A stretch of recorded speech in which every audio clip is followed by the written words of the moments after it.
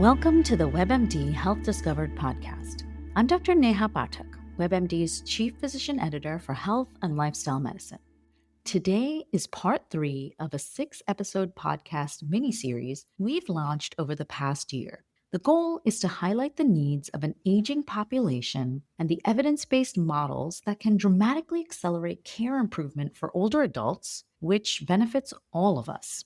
We're taking a step-by-step approach to what age-friendly care means in the digital age and beyond, and how simple AI tools that you may already have access to can help you stay safer, more independent, and more in control of your health and well-being. We'll walk you through safer ways to manage medications, new technology that can spot fall risks before they happen, tools you can use to improve your memory and mood, and most importantly, how to leverage these tools to track changes and ensure that your healthcare provider hears what matters most to you and understands what your baseline is and where you'd like to get back to if you have a health setback.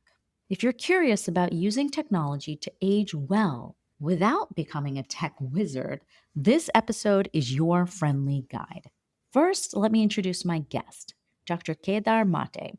Dr. Mate is the co-founder and chief medical officer of Qualified Health AI, a company building infrastructure for AI-enabled hospitals. Previously, he led the Institute for Healthcare Improvement as president and CEO, and currently serves on the faculty of Weill Cornell Medicine while co-hosting the Turn on the Lights podcast with Don Berwick. His career includes leadership roles in global health, hospital administration, and policy, all driven by his mission to improve health outcomes worldwide.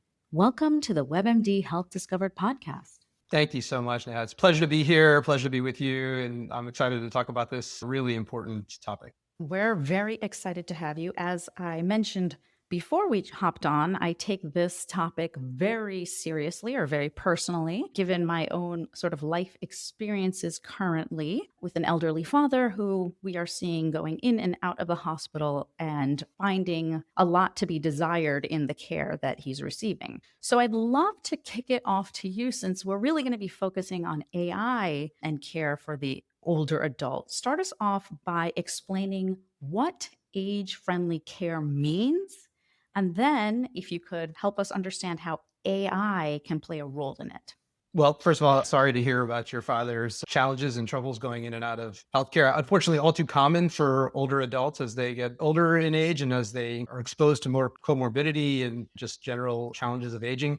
Increasingly common. So, interestingly, when we started working on age-friendly healthcare, this is in my previous role as president of IHI, we started doing that work with the John A. Hartford Foundation, and the president of the John A. Hartford Foundation, Terry Fulmer, came to IHI and said, we've done so much work to understand what it takes to create better care for older adults. And in fact, we have lots of evidence, lots of research that's been done on taking better care of older adults. But the trouble is that most older adults, including individuals like your father, don't experience that better evidence-based exceptional care that we know matters to them. So she said, what will it take to create a national program that will allow everyone, every older adult in this country, in the United States, to benefit from what we know to be better care for older adults? And that was the birth, if you will, of the concept of an age-friendly health system and age-friendly care. To me, age-friendly care means essentially a high-quality, person-centered healthcare that focuses on what every older adult uniquely wants. And it's not just about treating disease, it's about achieving life goals for the older adult that matters most to them. It's fundamentally centers at the heart of it. If you strip away all the technical aspects of age-friendly care, I think at the heart of it, it's about centering what matters to an individual older adult. What's your goal? What do you value most? What are your kind of priorities? Is your primary goal to get to your daughter's wedding? Is it to make sure you are able to restart a running program that you had when you were younger? Does it matter most to you to be able to go take that trip around the world that you've been wanting to do your whole life? As you get older, it's about kind of what matters most to you. And that's really what age-friendly care is all about. And as we'll get into in a minute, AI, among other things, becomes an incredible enabler of this kind of truly person-centered care. What does a good life look like for you as an older adult? How can we help you get there? That's great. So, as we're having this conversation, in my mind, I'm going to continue to imagine my father, who's just turned 89, actually. So, I'm kind of thinking about him and his understanding of AI, which at this point, the most high tech thing he has is his cell phone, which he changes every few months because it's the best plan. And it essentially lays next to him. When his hearing aids are off, he can't even hear that it's beeping. So, talk to us a little bit about how you envision optimized AI in healthcare as part of age friendly care, just at a high level. And then we'll dig into the pieces. Yeah, first of all, let me just say something. When I was the principal investigator and the kind of lead for age-friendly health systems at the IHI in my prior role, and one of the things that made age-friendly health systems so scalable and so attractive to so many around the country and indeed around the world. At last count, it's been a few months since I've been directly connected to the agenda, or the program.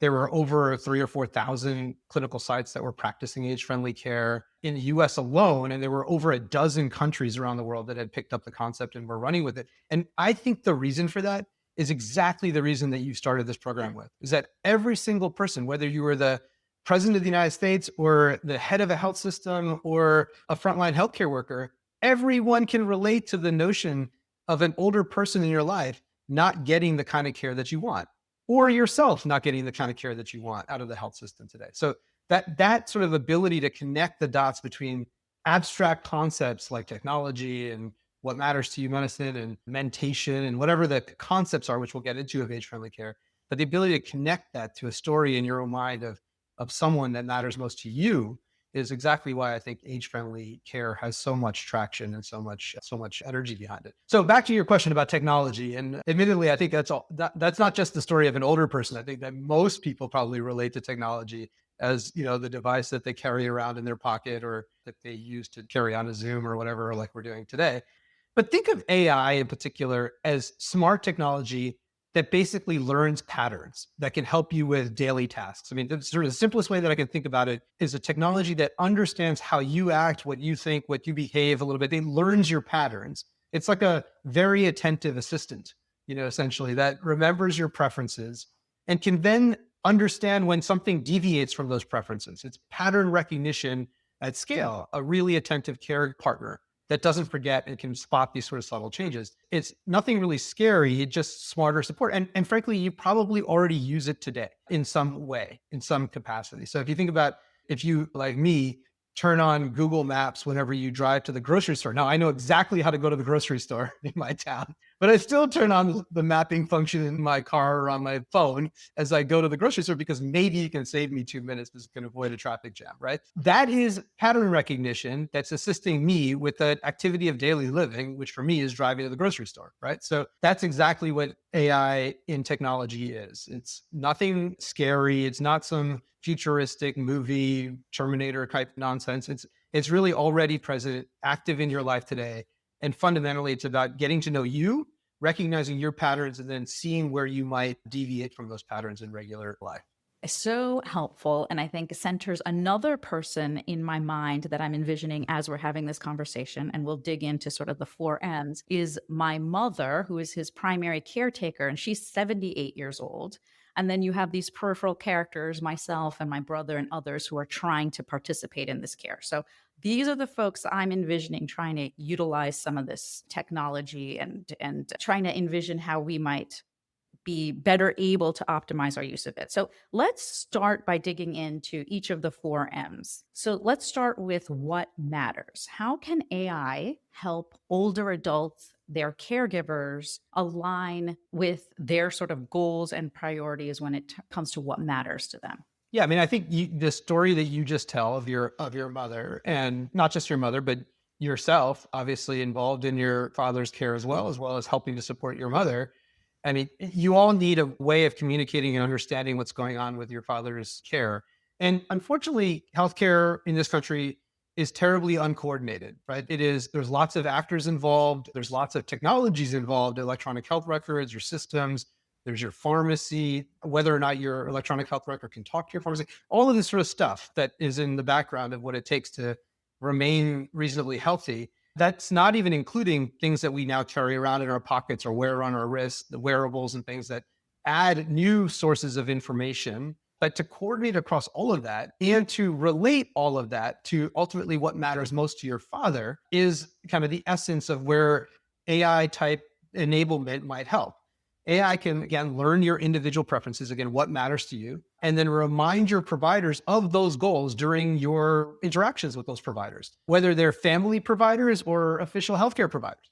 No more repeating your story 10,000 times. The system kind of learns what matters to you and keeps that front and center. And it ensures, in theory, if we do it right and we deploy it correctly, it ensures care stays aligned with what's truly important to everyone. So just kind of imagine this, you go into a visit and like the doctor might turn on their ambient documentation assistant, but what if the patient turns on their ambient care partner and the AI listens to the physician and it already knows, because you've talked to it and trained it over the last, many, many months of interactions, you've already told it what matters most to you. And now the doctor is interacting with you or your caregivers, and the AI can alert you to the fact that maybe this plan to put you on through a surgical procedure is not actually consistent with what you really wanted to accomplish this month or this year. And so that's the kind of thing that, again, and AI tools can be helpful to your providers in documentation and supporting them to remember things.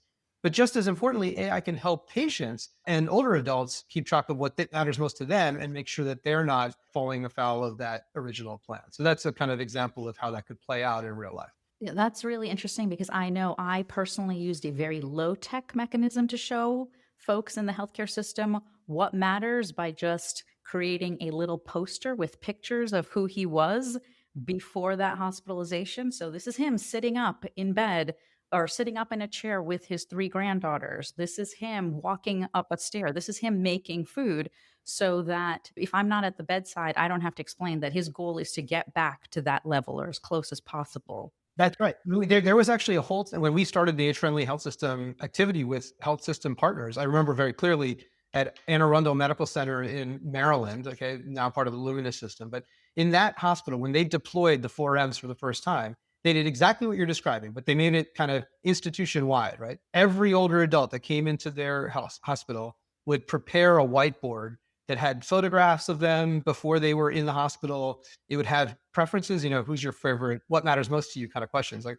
who's your favorite sports team, like what's your daily routine, who's your most trusted kind of caregiver partners, who do you talk to every day, do you have any pets, all that kind of stuff that really sort of provides a little bit of information around what someone's life was like before they got into the hospital. Because the truth is, and this now from taking care of patients in healthcare, in health systems, when we take away all of that, when we come into the hospital, we take away your clothes, we take away your food, we take away your pets, we take away like everything that truly makes you who you are. And you're now essentially a person in a hospital gown. You're not anonymous, but you're stripped away a lot of what, of what sort of matters most to the individual, but also what animates them. That can be very disconcerting. And the care team doesn't have a reference point to what life was like for you before you came into that hospital bed. Right. So to provide that kind of information, whether it's done in the low tech way that you're describing or through usage of technologies that are now like whiteboards that are technologically enabled so you can post pictures to them, et cetera, in the hospital room. But whether tech enabled or low tech like you're describing, the concept of kind of enabling us, the care team, to understand who you were is a central part of the what matters story to the age-friendly care. So then let's move along where I think I can definitely see application for AI with this second M, medications. So we're talking about people struggling to remember what they're taking, when they're taking, but also just a lot of new medications that are potentially added when you are hospitalized, those interactions. What shouldn't be given to an older adult, you don't necessarily know when you're discharged with the new prescription. So talk to us about AI with that M. Yeah, before I went to medical school, I was a community health worker, and I would go to people's homes, and the primary intervention, apart from social isolation and just interacting with people, was to look at their medicine cabinet. And I can tell you all kinds of stories about what people's medicine cabinets look like. And I don't know if any of your listeners can relate to this, but you come out of the hospital, you come out of clinic, you go to the pharmacy, you pick up a new set of those orange jars with the weird caps, right? And you put them in the cabinet alongside of the other 20, 30, 40, 50 orange jars with white caps. And it's quite difficult to discern which ones are the ones that you're supposed to be taking and which ones you're not. So I would regularly encounter, those shopping bags full of pills, medications, either in jars or out of jars, some that are off over the counter, some that were prescribed, that people, really were quite confused by. And this is an old problem, right? It's not a new issue, not a new problem. We've been talking about closing safety gaps in medication management for decades. So I think this is perhaps one of the most exciting applications, not just for older adults and age-friendly care, but for overall for medication safety in general.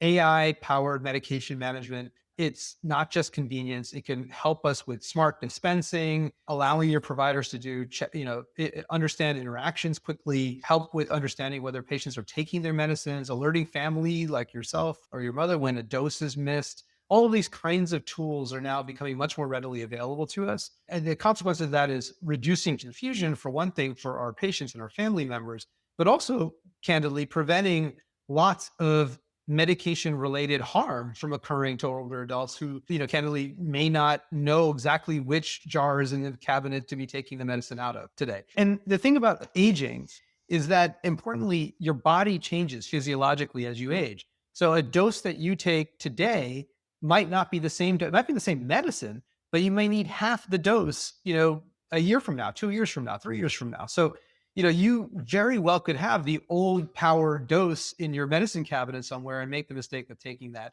So this is a really, I think, an important arena for technology in general, but AI powered medication management, we think might hold the promise inpatient, outpatient, post-acute care settings across the board, in the home. All of these arenas, I think there's a real potential. The tools are a little different in each of those settings, but the concept of using AI and using technology in general to power medication management has the potential to save, I think, or improve many lives. I find this piece so fascinating because right after his hospitalization, there was so much titration of his blood pressure meds, of just other medications that were now added, and we're going to slowly titrate them off. And having a health background, clearly, as a primary care doctor, I can do that. But my brother, who's not in medicine, was like, I don't know how anyone does this normally, because I wouldn't know, give him this and give him half of this and, put this back on or take it off. So that seems like a very, very, very robust intervention, I think.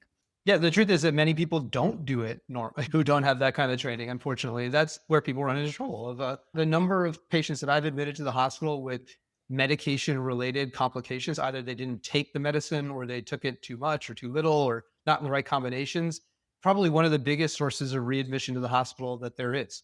Just people left with the right instructions, maybe on paper, but translating those instructions into real life application is a major, major gap and challenge overall. And that, by the way, is another application of AI, helping to simplify discharge instructions and make it much more easily relatable. Some of your listeners have probably been in the hospital and received that, 20-page manual that you get when you're discharged, half of which is garbage and maybe 2 pages of which is really useful. Well, AI is being used to simplify those discharge instructions, make them much more easy to relate and understand them. And frankly, you can feed those instructions to a publicly available AI to help. I'm not suggesting that that's necessarily the easiest or best idea, but it is a way of helping to explain certain parts of your discharge instructions overall. Yeah. And again, I think especially with discharge instructions, I find it fascinating where tech is adopted and where it isn't. Putting tech in quotes here to be an umbrella term. So when my father is being discharged, they were like, here, put it on this channel and you'll get a virtual discharge from a virtual nurse. And I was sort of like, that just does not seem optimal. We would like a human person to help us through, because we had some questions and we didn't know, how to set up this appointment or that appointment. So it's just interesting. And I think we're probably in that period of flux where we're trying to figure out optimally, like, where is this technology going to be most usefully deployed versus where is it that you need that human element during this process? Yeah, that's right. I mean, I think because we have a technological way of doing something, a tech-enabled way of doing something, doesn't mean that that is the right way or best way to do that thing. As much as I'm an evangelist, I think, for AI and technology enablement of a lot of things, I don't think that replaces in any way the human interactions that are foundational to better, care. Frankly, I think that the caring steps in healthcare are absolutely not something that can be performed by a tech-enabled activity or an AI or otherwise. So this notion of, I think, particularly sensitive moments, I think, do need that type of human interaction. I also believe, by the way, that AI clears the cognitive burden from the healthcare providers, potentially some of it anyway, the useless stuff, and enables providers to spend that time on that type of more high risk or transition moments where there's a lot more human interaction that's necessary. So in my view, there's ways of enabling that person to person, actual real life human encounter with technology in the background, but that doesn't, it's not as a substitute for, I think, some of those kind of more important transition moments like you're describing. Let's transition ourselves to the third M, mind. So we're thinking here that that third M is focused on things like memory, mood. Can AI tools like virtual companions or reminders help reduce isolation, support mental well being, help with the mind M? This is very interesting. It's not just, again, for older adults. Like almost everything I'm saying has some relationship to care for the older adult, of course, because that's the age friendly concept. But part of what made age friendly so attractive when we started it was that if you got this right for older adults, it was also much more broadly relatable as well. Every patient needs to work on what matters in medications and mobility, and indeed on mentation and mind. So a couple of ways in which we think that technology enablement could help with mentation, cognitive decline, depression, delirium, dementia as one ages. First is about isolation. And this is really interesting. If you ask ChatGPT today or any publicly available model what it thinks it's capable of, this is an experiment for those of your listeners that are, have used one of these AI tools, Gemini, ChatGPT, Meta's Llama, whatever, Claude's AI, Anthropic's Claude, whichever one of the tools you might use. Just ask it what it thinks it's capable of today and what it thinks it's going to be capable of in 2 years. It's a fascinating experiment to perform. One of the things it will say is that it can offer companionship to an individual. Now, whether you agree or disagree with this is interesting and somewhat confusing, but there is a possibility of sort of offering some level of virtual companionship through an agent that sort of understands you, empathizes with you, and provides that kind of connection. There is a risk in this that I want to be clear about, and there's a lot of regulation coming into play right now around this.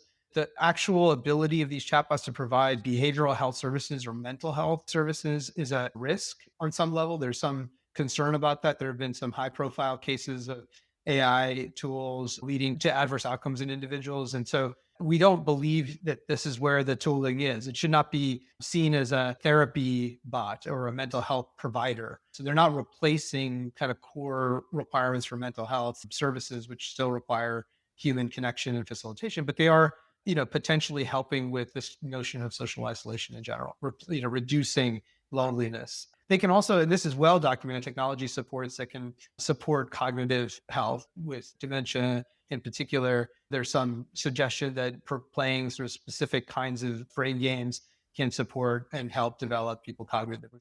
And then again, putting those games together with AI can allow for more kind of carefully tailored programs that will help enable people's mentation further. So there's a lot that's kind of coming on the line. I would say that it's exactly ready for prime time yet, but there's significant this is a growth area, a growth edge, if you will, for AI and technology tools today. So then our final M, before I ask you some more sort of general questions, is mobility.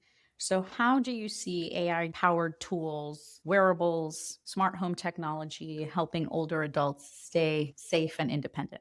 Yeah, I think, mobility is perhaps one of the most exciting areas of the 4Ms. There's lots of smart home extensions that can help with motion sensors, voice activated emergency systems. There's actually technology today that using camera technologies, they can actually identify gait changes before they become clinically apparent to either the provider or to the patient, which I think is super fascinating. Falls in the hospital or at home remain kind of one of the biggest problems for older adults, biggest sources of prolonged hospital stays, one of the biggest causes of admission to inpatient rehab, obviously a big cause for fractures of the hip or lower extremities, so as well as head trauma, et cetera. So falls are a huge problem in older adults. And these cameras can actually understand.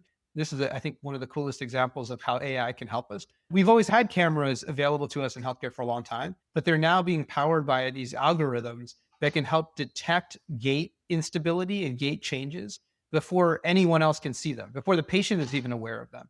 And that allows us to intervene earlier, provide physical therapy earlier, provide occupational support if needed. And that allows for people to potentially correct the deficit that would eventually cause a fall and sort of avoid the fall altogether. So that is, I think, an example of kind of how we're moving from reactive post hoc, somebody has fallen, now we're going to recover, to something that's proactive and predictive that's going to really change how a leading cause of morbidity in older adults occurs. So for me, this is perhaps one of the most exciting areas I think about technology and how it might influence older adult care. There's two threads I want to pull on because I think you said many things that are super interesting, but one is just how applicable a lot of what you're piloting in age-friendly care is for just anyone at any point in the lifespan. And we know, and your work shows this, that when you kind of focus on those most vulnerable populations and you get it right in terms of optimizing them, it's just downstream so beneficial to others that may not necessarily see themselves as vulnerable or be in that sort of vulnerable category. So I think that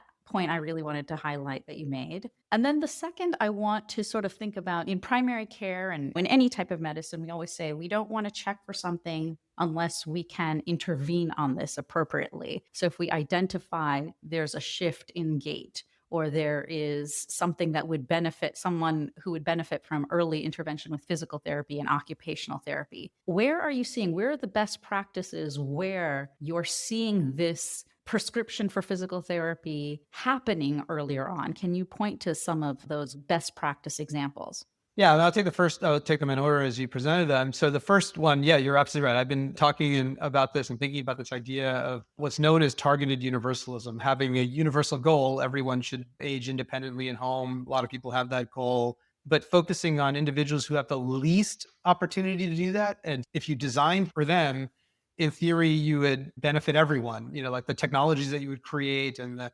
opportunities you would create would benefit everyone. It's a similar kind of concept, by the way, to going for the moon or going to Mars, or this notion that in the act of pursuing this kind of very difficult goal, you actually create technologies and opportunities that benefit a lot of people, like the microwave and radio and a whole lot of other things came out of our pursuit of the space program, which has nothing to do in theory with how I warm my food at night. But it turns out that those pursuits actually created ancillary benefits that have benefited millions of humans, billions of humans around the world. But that concept is, I think, very resonant here. So by focusing on the aging and the older adults, as I said, what matters, medication, mind, and mobility, all four of those concepts, all of the innovations that we've talked about in this program, they not only benefit older adults, but they also benefit literally everyone, including kids, pediatric situations where we need to understand medications and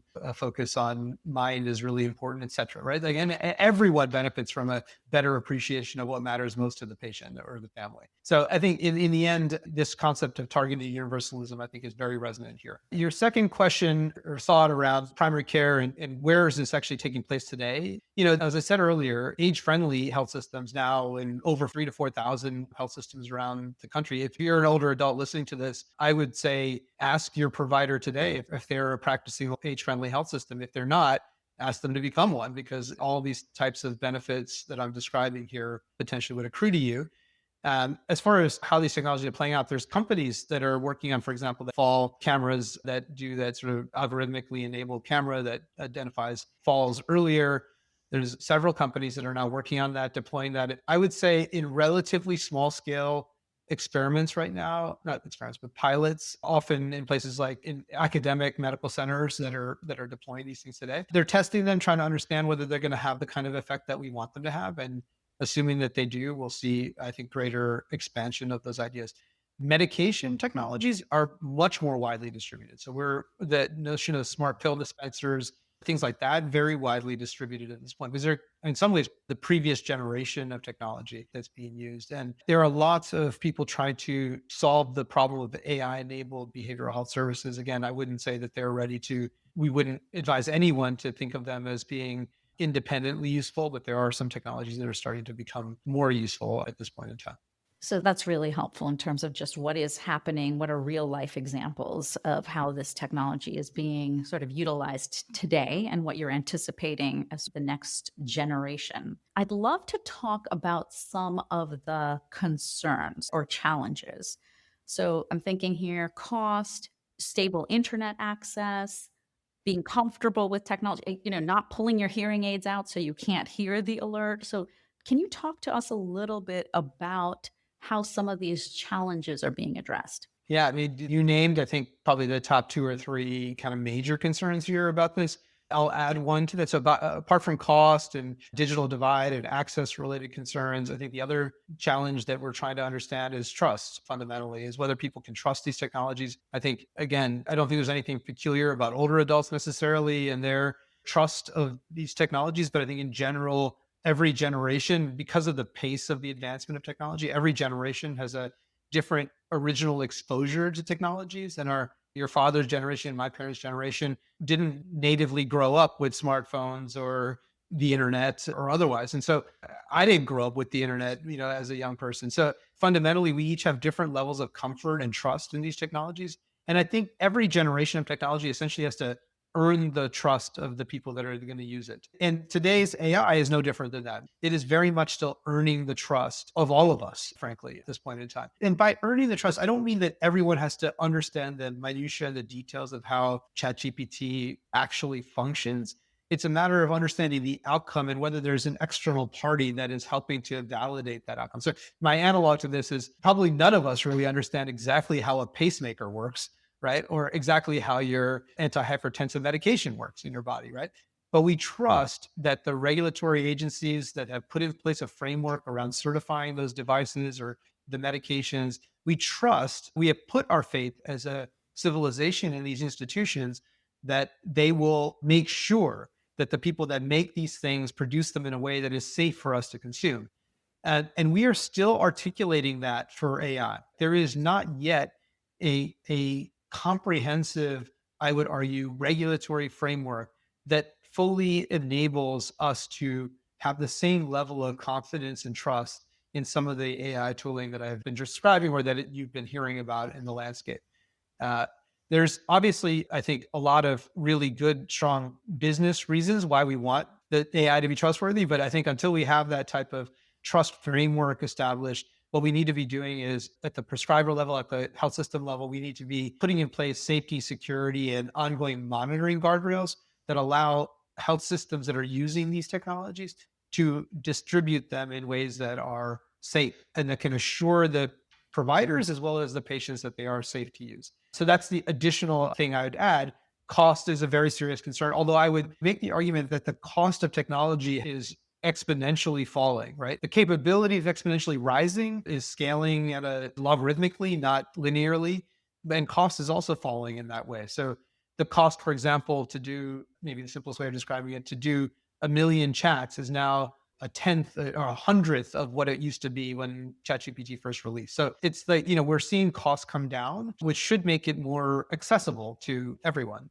So let's bring it back to the listener, the older adult, the caregiver who's listening. One simple piece of advice that you have where they could start exploring AI tools for their health in their daily life. I think, the most widely distributed form of AI that's available today is what's already in your devices, right? It's already on your phone. It's in if you have one of those little speakers in your house, Alexa or whoever, Siri, try using those voice assistants. Use them for basic health information, use them to help prepare you for a visit. I'm going to see the doctor for this condition, or tell me what questions I should ask, write those questions down, and then ask them. It'll help you prepare for your interactions with healthcare providers. Set medication reminders using those voice assistants. There's lots of things you can do with those assistants that are ultimately, they are a form of AI, right? They're not the most sophisticated form, but they're a starting point that I think everyone has access to today, or many people have access to today and can probably start to use. Don't put your personal identifiable health information in there yet, but get comfortable with asking general questions about your medications or your health. And then I think start using that to prepare yourself for interactions with the health system. Start building that kind of digital confidence with the tools that we have today.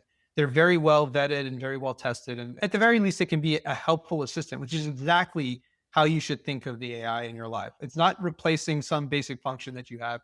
It's just an intelligent assistant that's trying to help you get the most out of your healthcare interactions. Looking ahead, what is exciting you the most about these AI-enabled tools? I'm super excited about AI tools becoming a true partner in what it means to age well. Understanding your individual unique patterns, predicting, anticipating your needs. I mean, what could be better than that? And keeping you connected to care and to members of your community, family, friends, people that are going to check on you, keeping you connected to those that matter most to you. Hopefully, these tools will help you maintain independence as you age, is a widely held goal for older adults.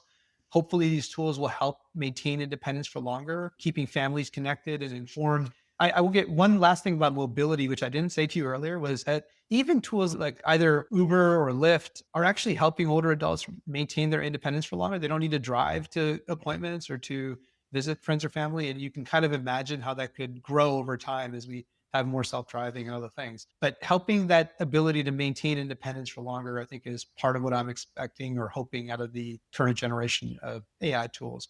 And just the potential to extend, a healthy period of living, what people have called health span. That's what we're working on at Qualified Health. I think that's what a lot of people are working on in general in the AI world. And that's what I hope for with AI becoming a true partner as all of us get older. This is such a great conversation. I'd love to spend the last few minutes handing it over to you.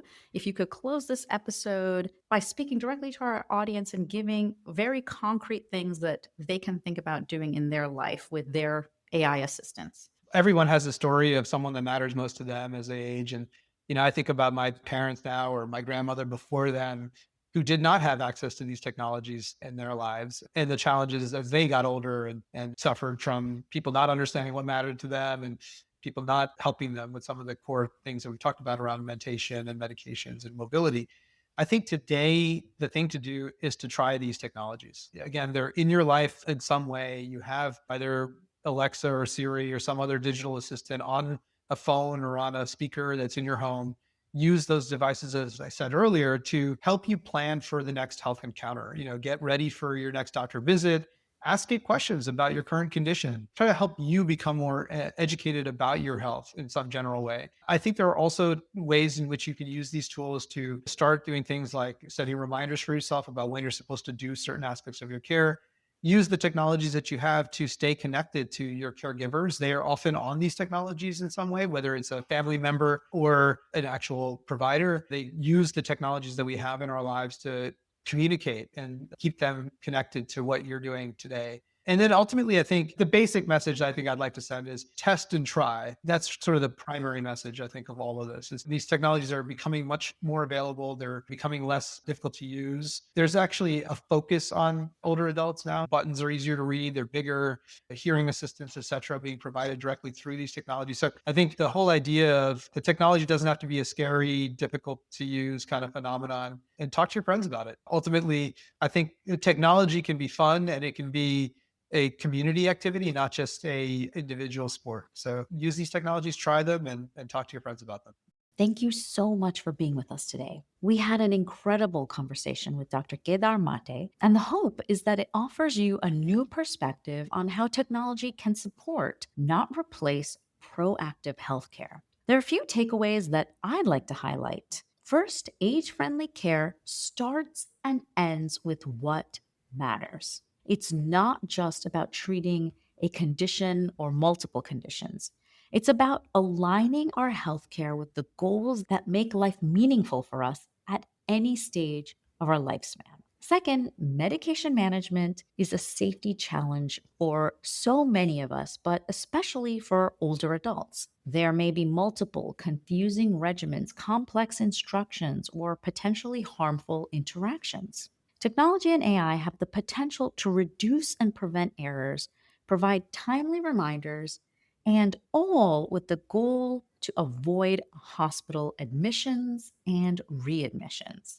Third, these tools also have the potential to reduce isolation and provide cognitive support. While no one's saying that this replaces human interaction, mental health services, or in real life connection, These tools can serve as ancillary support that help older adults stay connected and mentally engaged in times where the alternatives are not available.